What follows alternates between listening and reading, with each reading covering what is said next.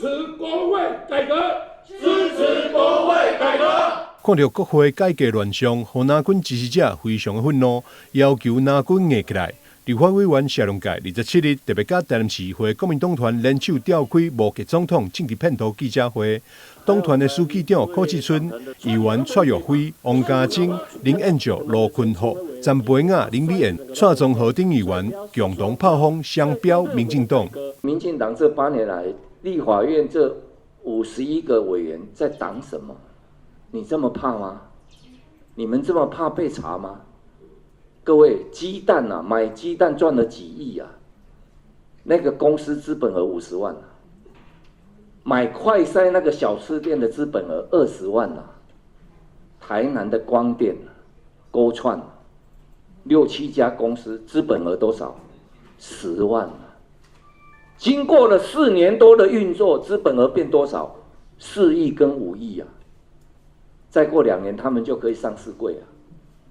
这能不查吗？过去我们看到民进党也曾经也主张过，我们过去的林佳龙也是讲，我们今天立法院真的没有调阅权就是失去了监督，就像一个老虎，无雅的老虎。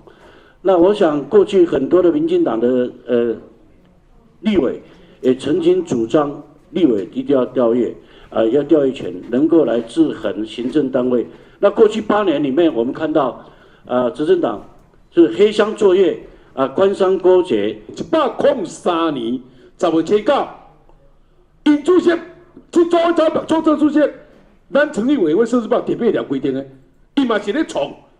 咱大总统，我讲这个总统较有假啦，伊家己总局做局长呢，伊敢有甲民进党讲，你来做不符合成立正义，唔通安尼做，伊嘛照创过啊。刚出几疫苗，爱封存30年呐，我甲听到血压就要压起来，所以伫遮我只要呼吁青岛东路的这的年轻人你莫搁去用骗你啊！我们台南市议会过去谢龙介委员在质询这个91亿的贪污的这个官员陈凯莹的时候，换个背景，如果是在立法院这样贪污的官员公开的说谎，用他的这个职务贪取这么多不法的利益所得，这样是人民看得下去的吗？在3党不过半的情况之下，我们要把过去不让民进党不让我们知道的事情，我们要求解封，难道有错了吗？